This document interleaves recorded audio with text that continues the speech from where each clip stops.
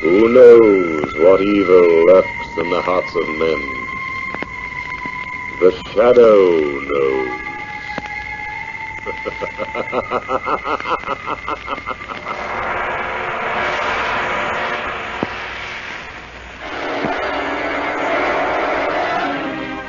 Once again, we bring you the thrilling adventures of The Shadow, the hard and relentless fight of one man against the forces of evil. These dramatizations are designed to prove to old and young alike that crime does not pay.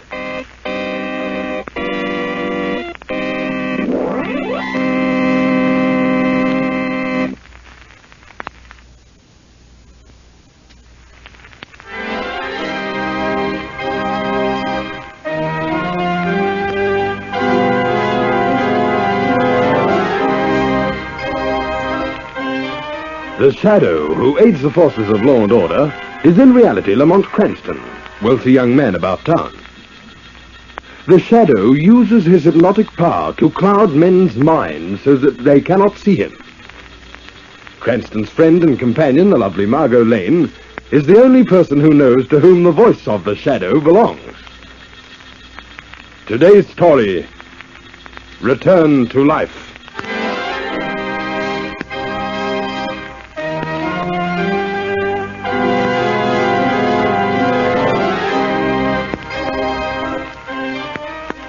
My name is Henry Rexell. I want to tell you of an experience I'll never forget as long as I live. And I'm sure you'll never forget it either. The wind is moaning faintly through the dense foliage on top of lonely Hurricane Hill. Like a brooding giant, the hill towers over the vast stretch of land below, where sleep the dead in Cedarwood Cemetery. Perched precariously near the apex of Hurricane Hill is my small home. The mournful peal of the bells in the deserted chapel in Cedarwood Cemetery drifts upward to me on the night air. Suddenly the headlamps of my car pierce the blackness of the night. My racing engine thunders in the silence. I turn into the driveway of my little home. A faint, eerie mist drifts in from the open sea, casting a veil over a pale moon. I alight from my car, gather my overcoat about me. I start towards the rear door of my home. Suddenly from the foliage, a figure appears. A figure with a countenance of death and the look of the departed. The figure speaks. Henry Rexell. Henry Rexell. What? What was that? Don't you recognize me, Henry? Who is it? Who's speaking? One who was very close to you. I know the voice, but... No. It can't be. It's impossible. Yes, Henry. It's your cousin, John Ledway. What? You? Oh, but my cousin is dead. He was buried 4 years ago. Yes, Henry. I'm dead, and I was buried 4 years ago. But I have been called from my grave. Called from your grave? I don't understand. There is a new force in the world. A man with the power to raise the dead. I am only the first of many who will walk the earth for all eternity. For all eternity? Walk the earth forever. No! Do you recognize me now, cousin? Why, yes. Yes, you are my cousin, John Ledway. Go back! Oh, go back to your grave! Back to your rest! No, Henry. That I can never do again. I must walk the earth for all eternity. Oh, don't come near me!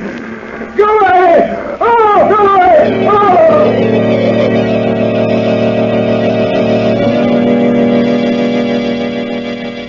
Now, Miss Lane, Cranston, what's on your collective minds? Well, I've been confronted by a problem that's, completely baffled me. I'm afraid I need your help. Well, now, don't tell me that the great amateur criminologist is coming to the poor old police commissioner for aid. Well, it amounts to just about that. I'm so ashamed of him, Commissioner. Oh, now, Margot, please. Now, don't rub it in. Well, what is it? What's the case? A murder case. Murder? When? Now, look, why doesn't somebody tell me... Commissioner, let me finish. This is a most unusual case. Now, if you're going to be of help to me, I want the calm, cool West and the master sleuth. All right. I'm calm. Well, tell him about it, Lamont. Well, the scene of the crime is a deserted sandpit. Yes? Stretched out in front of the pit is the body of a man. In his hand is a revolver. Beside him is an empty poison bottle. Around his neck is a hangman's noose. A knife is found between his ribs, and his head is dented by a blow from a lead pipe. Knife? Lead pipe? Why, that's the worst crime I've ever heard of. Where did this happen? Well, I'm coming to that. Now, first, will you promise to help me solve it? Yes, of course, that's my job, man. Come on, tell me, where did this happen? In this picture magazine. Well, of course, then I'll get my... What? That magazine? Yes, Commissioner. You've seen those photo crimes they publish. You mean... Frankston, I ought to throw you out of here on your ear. Now, Commissioner... Now, remember, Weston, you promised to help me. I'll help you. I'll help you right out of the door. Come in. You busy, Commissioner? I should say not. What's bothering you, McGuire? Henry Rexell. We've questioned him for half an hour. Still insists he saw a ghost, does he? Ghost? That sounds interesting. Excuse me, Miss Lane, will you please? Oh. Go on, McGuire. Well, he not only insists he saw his dead cousin, but he says there'll be a lot of other people raised from the dead. What's all this about, Commissioner? Ghosts? People being raised from the dead? Oh, some fellow by the name of Rexell. Henry Rexell came in here this morning insisting he saw a cousin of his who was buried 4 years ago. He babbled about some new power in the world that's great enough to raise the dead. Is that the same Henry Rexell who owns the laundry out on Charles Street? That's a fellow. I know him. Pretty level-headed type.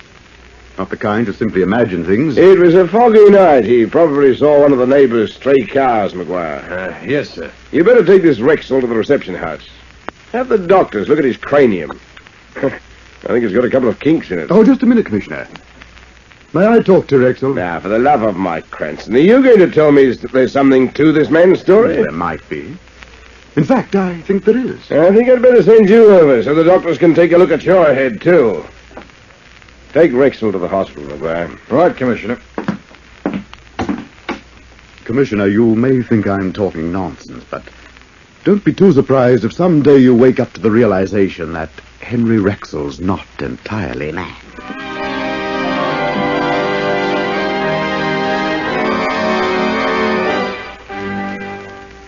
Henry Rexell, I want to talk to you. What? Who's speaking? Don't be alarmed. I'm here to help you. Who are you? I am the Shadow. The Shadow. But where are you speaking from? I'm right here in your hospital room. I don't see you. Is this some trick to prove me demented? No man has ever seen the Shadow, Rexell. I cloud men's minds so that they cannot see me. Why do you come here to me? I want you to tell me about your dead cousin. No, I won't talk about that. You must if I'm to help you. How do I know this is not a trick? You don't. You'll just have to trust me. Well? All right, I'll tell. Good. First of all, have you any enemies who wish to harm you? No, not that I know of. Besides, I'm certain that was my cousin. Then, if this is your cousin, how is it possible for him to return to life? No, I can't tell you. I don't know what power is loose in the world. It might destroy me if I talk. Well, just tell me this. Why are you so certain that it was your cousin you saw? I'm positive. I saw his face. And there's no doubt in your mind about his identity? None whatever. This is an amazing statement you make, Rexell. I don't doubt your sincerity. I'm sure there's something to what you say. I hope the Shadow can find an answer.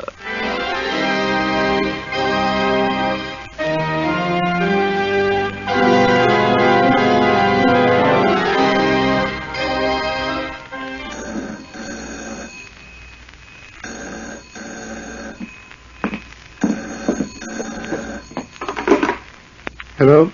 Is that Malcolm Peters, director of the Amalgamated National Bank? Yes, who's it speaking? Your nephew was killed in a car accident 6 years ago. Well? The voice you hear now has the power to raise the dead from their earthly rest. What an outrageous statement. So, Mr. Peters, you think it outrageous, eh?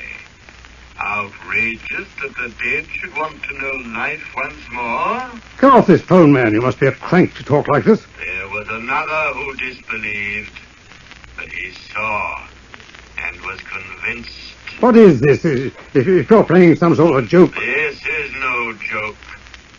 You see, it is my wish that through you and your dead nephew, I shall demonstrate my power beyond a question of doubt.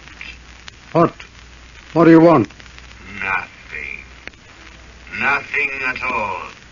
I don't understand. The world must know of my absolute power. What do you intend to do? Listen to what I say, Peters. The bells in the old deserted chapel at the far end of Cedarwood Cemetery will toll tonight. Yes? At precisely that moment, your nephew will rise from his grave. What? Yes, he will rise from his grave to begin a journey that has no ending. What do you mean? Just as he died, he will walk the earth forever. No, you can't do that. Good night, Mr. Peters. Wait, what is it you want? Tell me, man. Hello. Oh, what can I know.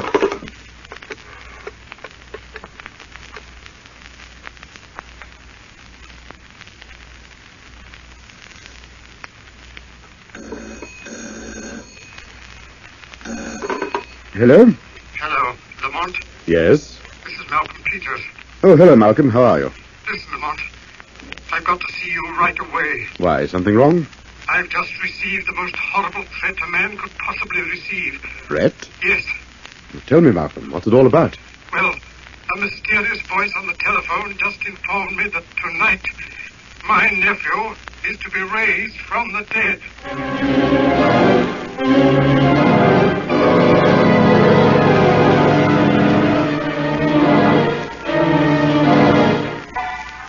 We'll return to this latest adventure of the Shadow in just a minute. But first, your announcer.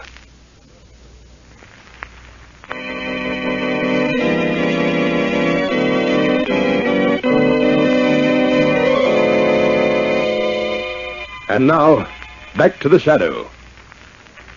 It is night, and the eerie quiet of the Cedarwood Cemetery is disturbed by the steady crunching of footsteps as Margot Lane, Lamont Cranston, and Malcolm Peters make their way along the broad path flanked by the tombstones of the dead. Where's your nephew's grave, Malcolm? Quite some distance down this path yet. Wait a minute. What is it, Lamont? Somebody or something's coming. Hey there! Stand where you are! Who is it? It's the caretaker of the cemetery, old Pop Grumsel. Who are you? What are you doing prowling around this cemetery at this hour of the night? It's all right, Pop. I'm just going to look at my nephew's grave. Hey? Who are you? Malcolm Peters. Oh, Mr. Peters, I am sorry. I didn't recognize you. I know. I should have told you we were coming. I had to keep my eyes open, you know. Strange things are happening around here these nights. Yes, I can well understand. Very strange things. You don't mind if I don't go along with you to the grave? It's quite a walk, and I'm not as spry as I once was. It's all right, Pop. You go on back to your cottage. Oh, thank you, Mr. Peters. Good night. Good night. Good night. The old fellow's on the job, isn't he? Yes, a good thing under the present You circumstances. gave me quite a start. Let's be getting along. It's quite a walk and it's late.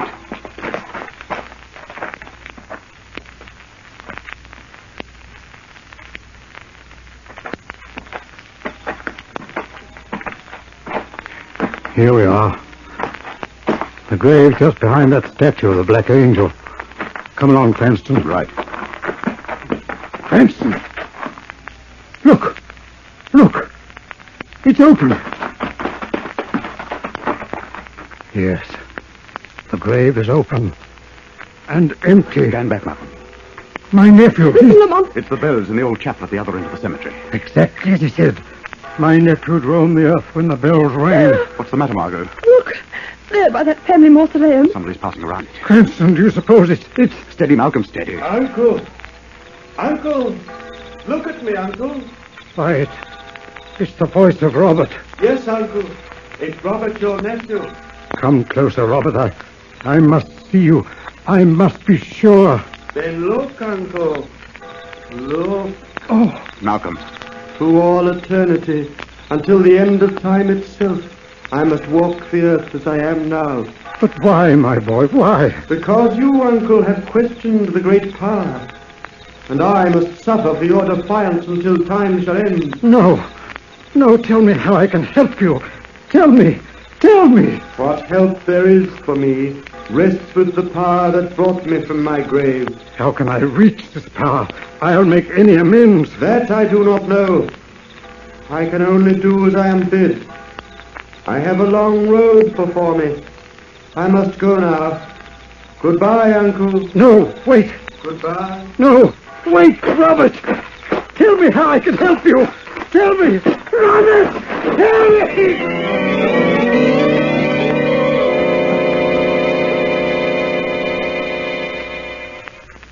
But I tell you, Mr. Matheson, there was nothing else I could do. Who'd believe the dead could be raised from the grave? Weston, the state government have used this matter very seriously. You could have at least have conducted a routine investigation. I hardly think I would have helped much at the time, Mr. Matheson. The case was too young. Cranston, you were at the cemetery with Malcolm Peters. What about this old church at the far end of the ground? I found nothing of importance there. Nothing but broken walls and a very shaky belfry. Of course, I haven't... Excuse me, gentlemen. Yes, certainly. Hello? Robert Matheson. Yes? I believe the government is somewhat disturbed by recent events, eh? Who's speaking? Papa, you foolishly seek to destroy. What? Just a minute, quiet. Oh, sorry. What was that you said? Never mind. The important thing is what I'm going to say now. Go on. If you persist in your efforts to interfere with my plans, I will raise the entire dead population of this city. I will make them walk the earth and carry the pains and mourns of death for all time. The entire dead.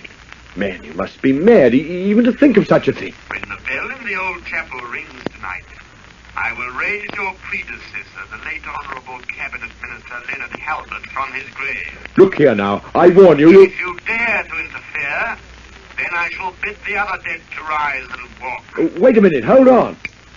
Phew. What's the matter, Mr. Matheson? It was the voice. The one that spoke to Malcolm Peters. What? Peters, was it? He's going to raise the body of the Honourable Leonard Halbert tonight. Leonard Halbert? Good heavens. The man said he could raise all the dead.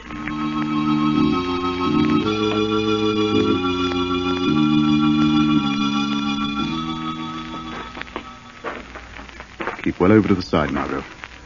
I don't want Weston to know we're here just yet. The police are way over on the other side of the cemetery, aren't they? Yes, Margot. Oh, why don't they hide closer to Halbert's grave? Because, Margot, this power has everyone, including Weston, bluffed. They're afraid. The possibility of all the dead walking the earth is not a pleasant thing to contemplate. Lamont, Yes? suppose he did make good his threat. Suppose all these graves started to open now. We'd be surrounded by the dead. You see, Margot, I told you to stay at home. Lamont, do you think it could happen? I don't know, Margot. Only time will tell. Here, step in here off the path. Look, Margot. There's the tomb of the late Leonard Halbert. I imagine this is far enough. We can keep our eye on the tomb from here. Nice way to spend a quiet evening, I must say. You hear that, Margot? The chapel bell. Things should begin to happen at any second now. What's that light, Lamont? The spot lamp from a police patrol car. I'm afraid Weston's going to ruin things for himself once again. If you didn't think so, you wouldn't be here. Look, Margot. The tomb. Lamont, it's opening up. Yes. The police spot lamps picked it out.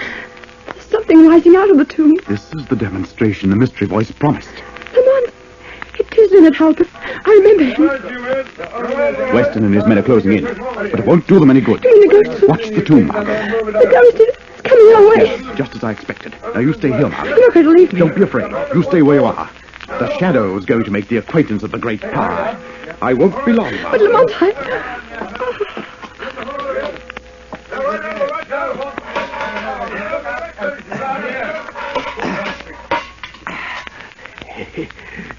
Stupid fools. They'll never find me in this mausoleum. This ought to teach them a lesson. No doubt it will. But perhaps you must be taught a lesson, too. Oh, the voices. I can hear the voices again. What's that? You can hear the voices again? Yes. Oh, they visit with me from time to time. They're my friends. They often tell me what to do in carrying out my great plan. But you're a new voice. I don't remember you. I am the voice from the shadow. The voice from the shadows. Yes, you're a new one. What do you want with me? Rexell, I want you to tell me what this great plan of yours is. There's no reason why I can't tell you, voice. You see, the dead are my companions, my friends, and through them I can become all-powerful. How, Rexell?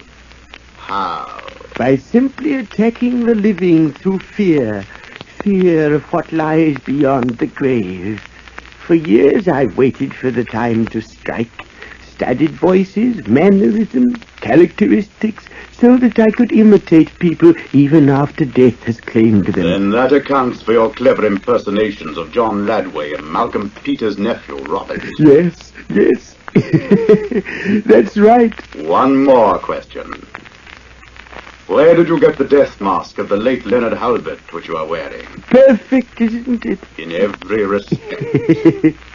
I see you admire true artistry.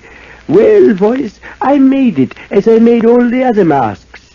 In my youth, I was one of the greatest wax figure artists in all Europe. It appears you've lost little of your skill. Thank you. You and I shall be close friends. As a matter of fact, you, from your position in the shadows, can be of great aid to me in directing my course of activity. I'll do my best to help you, Rexell. I'm tired. I should rest, perhaps, but I haven't the time. So, voice, I shall rely on you for help and advice. Rexell, I will help you.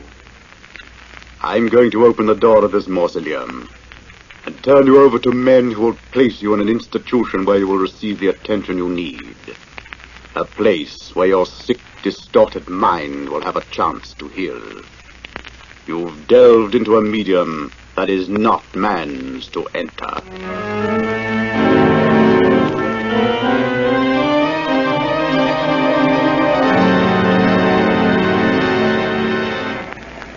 I still don't understand one point, Lamont. What's that, Margot? Well, Grimsel was right near us. How could he ring the chapel bell at the same moment? Well, that was simple enough. He had a long, thin wire attached to the bell hammer. It was so thin he could play it out like a piece of thread. I imagine that Commissioner Weston is convinced by this time that Henry Rexell's sanity is not affected. Weston had better start worrying about his own sanity, Margot. What do you mean? Well, when I left headquarters this morning, he had a dummy stretched out on the floor with a revolver in his hand, a knife in his ribs, a poison bottle in it. Oh, Lamont, is he still trying to solve that photo crime? Is he trying to solve it? Just as I left, I heard it rumored that Weston had posted a notice on the bulletin board stating that the first man who brings him a clue to the murderer's identity will be promoted to sergeant.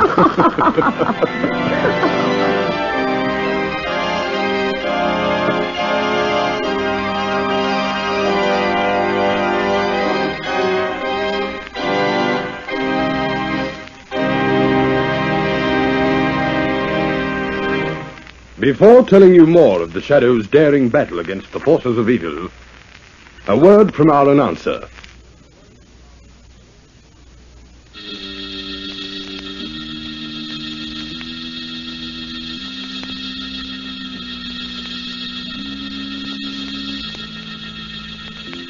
Next week, same time, same station, we'll bring you another story in the Shadow's daring battle against the forces of evil. Be sure to listen.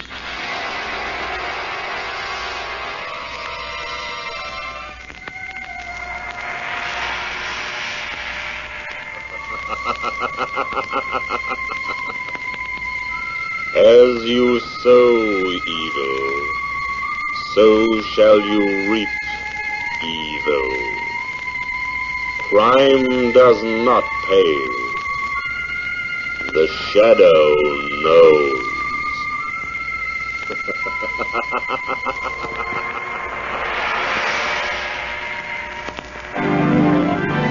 This feature is produced by Reg Johnston of Grace Gibson Radio Productions. A masterpiece of suspense.